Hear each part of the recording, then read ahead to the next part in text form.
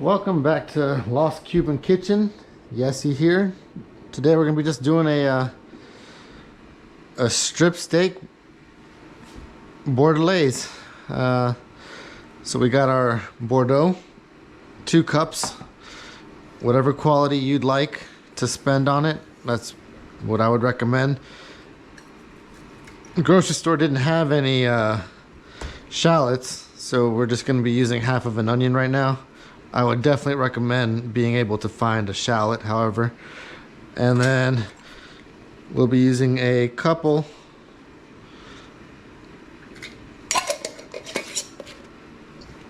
of little cloves of garlic. Got this guy right here.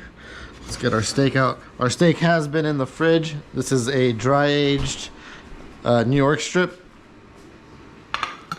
Look at that marbling, looks great. Real deep red color. We're looking real nice. It's been in there for about 12 hours. Just salt, trying to get some of the extra moisture out. It's gonna really help with the browning and getting that color. And then over here we have our beef stock, which we made to begin with. We'll be doing a beef stock video, just so you know how to make the typical one. Then we added some more carrots, celery, onion, garlic, and oregano and parsley to give it a little bit more depth. We're just letting this sort of get to know each other. It's only been going for about 3 hours now. The big thing with your stocks and your broths are you really want to control the temperature. If we have it on a low heat and it's still getting a little boily, so just keep on adding ice. You don't want it to you really don't want that rolling boil at all. All right, so we have the oven set at 210 for the steak. We're gonna trim this up a little bit after we finish dicing our onion. So for this, sauces they're not that difficult per se. They just need a lot of attention and some work. It takes some skill to really make a good sauce. You're gonna really want to dice this or the shallot up really finely. So you're gonna want to make some slivers, line them up, whatever your competency is, and then just really give them a fine dice. We want them to sort of melt away in our Bordelaise sauce. This is much thinner than whenever you cut the slits into the actual onion, and it's going to take a lot longer, but you will get a much finer result. People that don't like the onions, I have a few friends that aren't in love with onions, and they love when I make this sauce just because they don't even notice that they're there. So this is how I make when I have my picky friends over. Whenever I do my guac or my salsa, I'll really dice them up like this so they just disappear into the background. So you get the flavor, but you don't get that raw crunch or acidity, really. All right, and we want to get rid of all the big pieces. So, and you don't, obviously, you're going to be in your kitchen, so you don't need to go fast for anything. Just go at your own pace, and it'll always be right.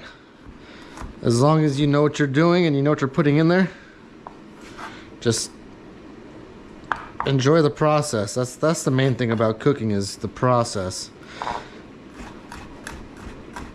And then with the process, you get to make your memories. And people always realize that. If you're showing a cook off or anything, it's never gonna really work out in the end.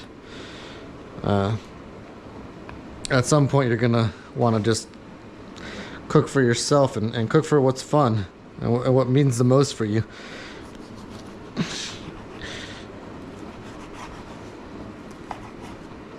You're not always going to be wanting to make quail. So with this dry aged steak, we're cutting some of the pellicle off. Anything that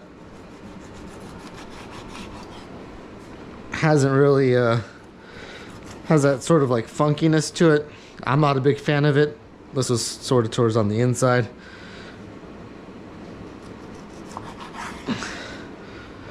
And then with this, we're gonna wanna just throw it in here. It's gonna give it some more roundness, maybe a little bit more funk.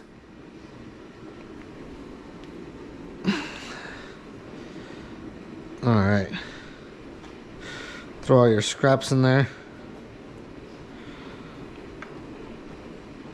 And then, so when you're trying to make a sauce or a stock or anything, and you're trying to make it a little bit quicker, you're going to want to make everything smaller cuts, just so that everything can be absorbed quicker.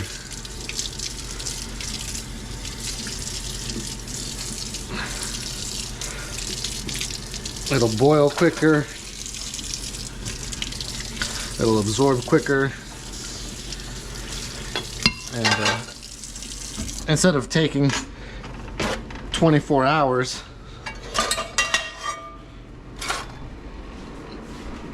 it's only going to take 5 or 6 when you make little dices and really show off your fun little knife skills. Let's grab this plate again. I'm gonna throw that side down, make sure that it's nice and ready. And I don't know your oven, obviously, not in your house, but we're just going to do 40 minutes at 210. We want to start rendering the fat, but we don't really want to get too bad of a, we don't want it to cook too high, of course. And so we're gonna let this reduce right now, and then we're gonna start the Bordelaise sauce probably in about 20 minutes. We can start getting everything nice and cooked down. All right, guys, see you in a little bit. All right, so we're back, and we're gonna take this guy and strain him right now. Get him into a couple of quart containers. Might take 2. I'm gonna want some ice cubes. Start cooling them down right away.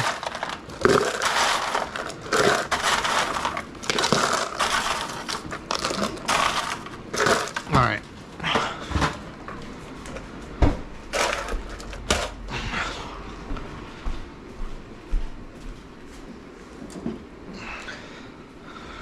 All right. Ooh.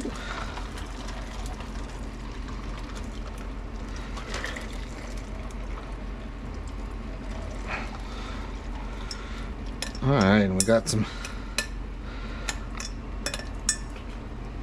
All right.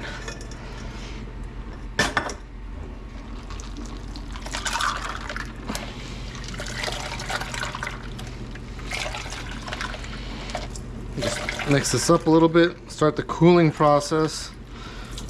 Oops. Didn't want to do that at all. That was moving a little bit too quickly. That's a big mistake. This luckily this wasn't a big container, so it wasn't too much liquid gold. But you can already see that any waste at this point is not good, because all we're going to be doing from here is reducing, and obviously the less liquid you have, the less you're going to be able to make. Luckily we're not going to be needing a lot for this recipe, so this is more than enough, the smaller one. And this one we're going to stick in here. Oh, right on there just for a little bit. Alright, and gonna get that cleaned up, come back here, we're also gonna start the sauce. Alright, and we're back. Just threw some butter in here. This is a classic sauce after all, so we're gonna be using butter and stock and petite dice things. So alright, let's throw all of our onions, but you guys should be using shallots.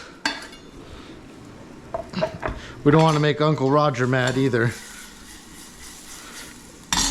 This does not need any sort of color. We want to keep the heat medium. We're not trying to caramelize anything. We just want to soften them and release some of the flavor that they have at this point in time. The one thing about this sauce is that it is going to take a lot of babysitting, and I think that's one of the reasons why most places, most steakhouses, most restaurants don't have sauces anymore. A, they cost a bit more money. You're going to always be having to make your stock have a not so shitty wine on you're not going to be wanting to use Sutter Home or something like that. This is a nice little Bordeaux from a good liquor store that we have in town, which is it's nice to cook with things that you actually drink. Growing up, we would always use I guess they called it table wine, and you'd never really want to drink that because it tasted more like vinegar. So use what you can afford. You never want to go over that budget, but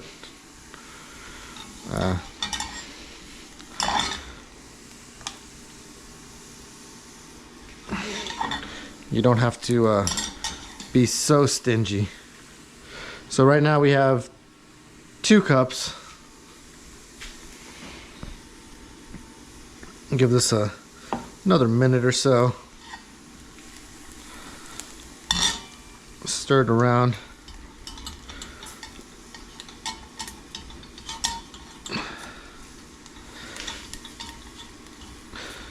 And if you're gonna try to credit somebody with these real petite diced onions, it's gonna be one of the better chefs in the world, MPW, Marco Pierre White, one of the original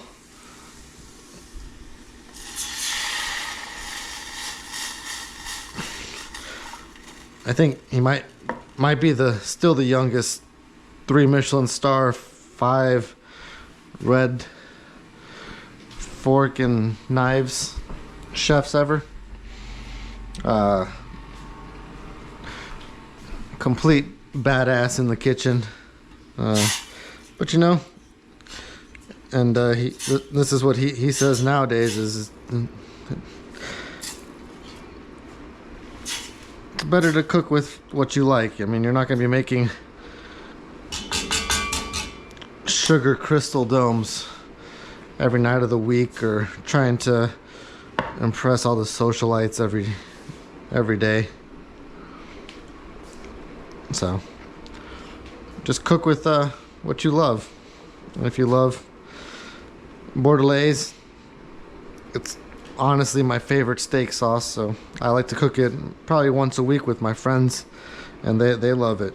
So it's an experience, and we all love it. So we're gonna let this reduce by half. We're gonna add our beef stock. You could use veal stock, you could use chicken stock, or veggie stock if that's what you prefer. It's not a shame in anybody's game, because you could make this just as well over a portobello mushroom or some eggplant. It's gonna go delicious. So yeah, well, let's get this going, and we'll be right back when we add that and then the rest of that, and then we're gonna reduce it all the way till it's a nice consistency. All right, guys, and we're back. This guy is about reduced by half from where we were at. We're still keeping that for later. Let's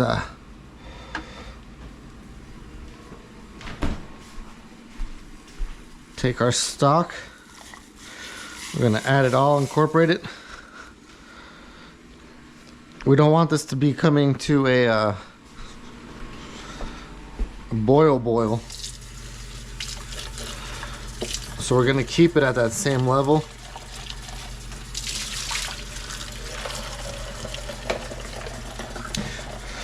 Just because you don't want it to really burn the edges, we want it to reduce slowly while we're making our steak.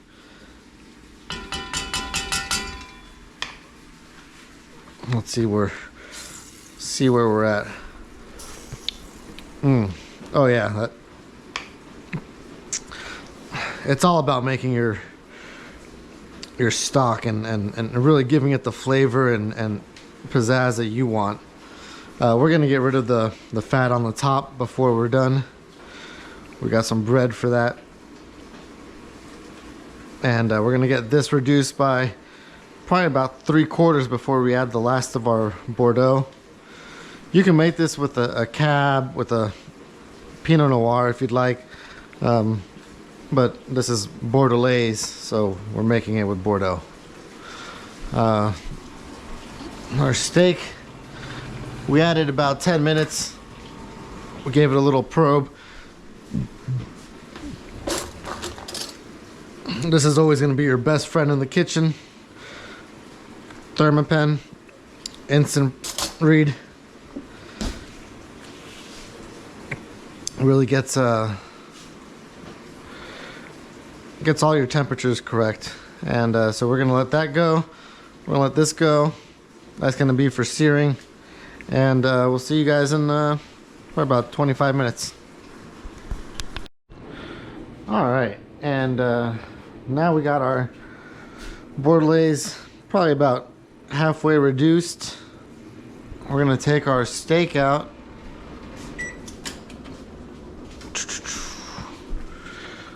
Let it rest while we finish up the sauce. All right, yeah, this looks like a steak in the oven should. But what it is, all this intermuscular fat and all this big fat pieces are nice and rendered out, which is what we want. So the entire reason why we cooked it through that in the oven.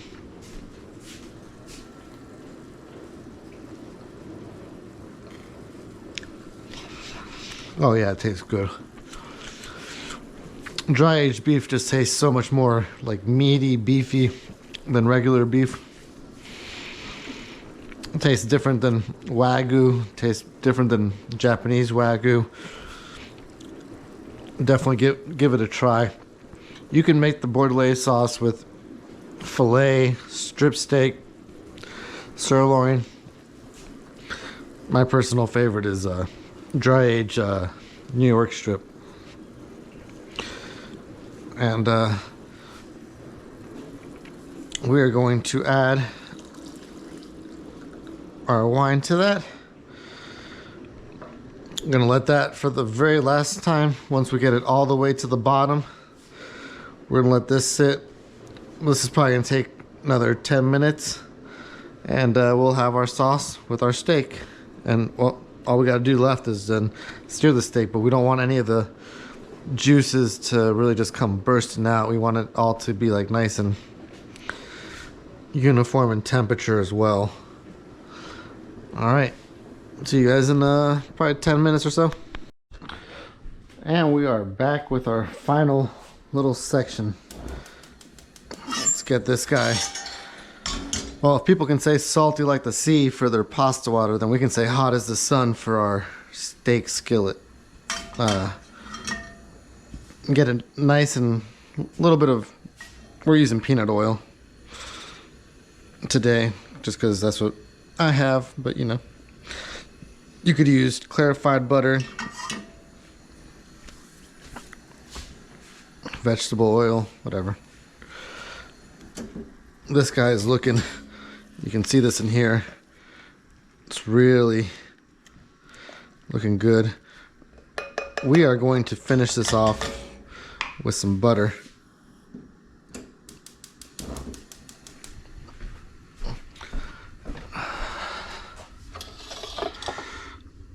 And so in a dish with such little ingredients, you're going to want to make sure that you use the best ones that you can possibly get. We're taking this off of the stove now. We don't want it to get any hotter. We're going to use the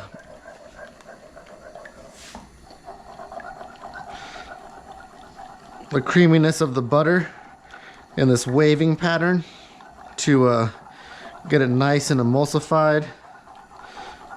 Give it that nice, real nice sheen. Make sure that this nice and lubricated for our steak. Our steak is well rested. All right, and you can see here when you cut it, it's just cutting like a, yeah, it's looking good.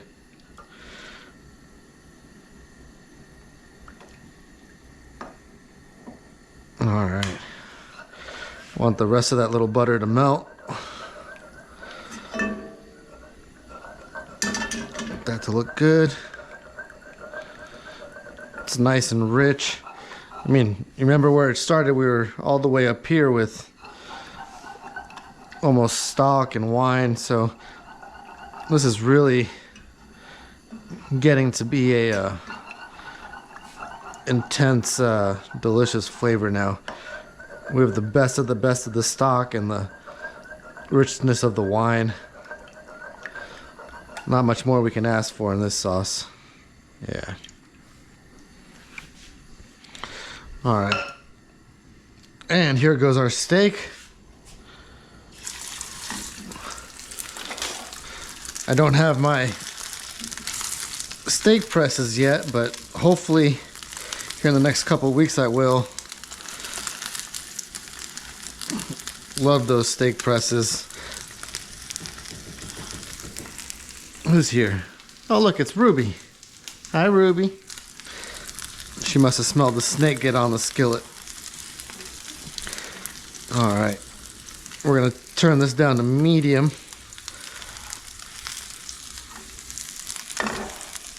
All right. Looking good. Yeah.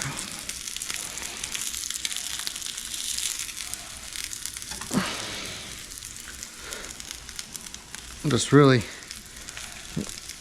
work your steak.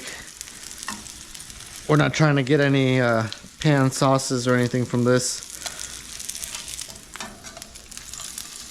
All right, that looks incredible. And we're trying to squash that down as much as we can. Yeah, we're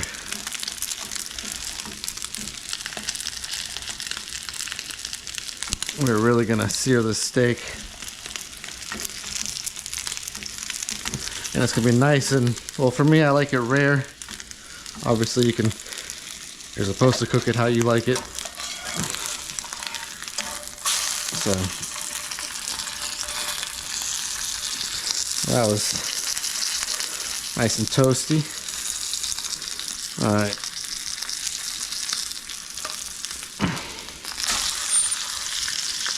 All right. Ooh. Got.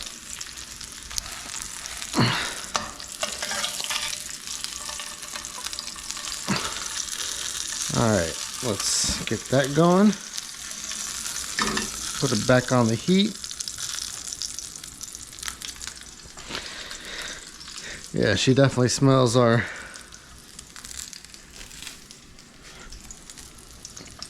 little steak concoction over here. And we're going to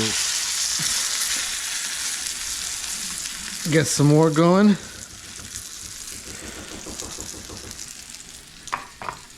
Let's, ooh, thanks. Even the sauce wants to jump out onto the steak. Oh yeah, this looks wonderful. All right, let's finish.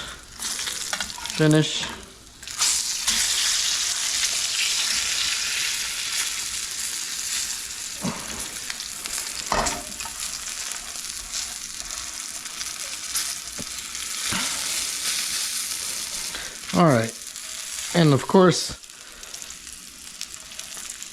steak is such a well-received thing that you could do it for barbecues, or obviously you know what your friends are gonna. This would be more of a little bit of a pain to do with all your barbecue stuff, but you know.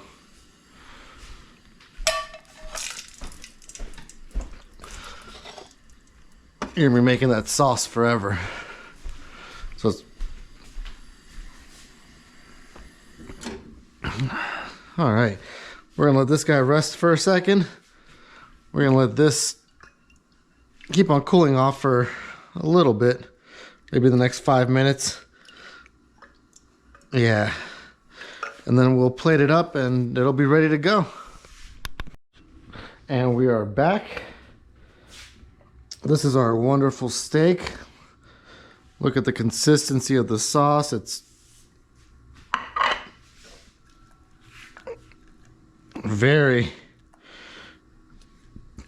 you can put this in a squeeze bottle and use it like that, or you can put it back onto the stove so it gets a little bit more runny. No juice at all. And this is probably my favorite way to prepare a steak for my buddies. All right, guys, thank you, and we'll see you guys again. I hope you guys make this. Gracias por todo. Like, subscribe, comment.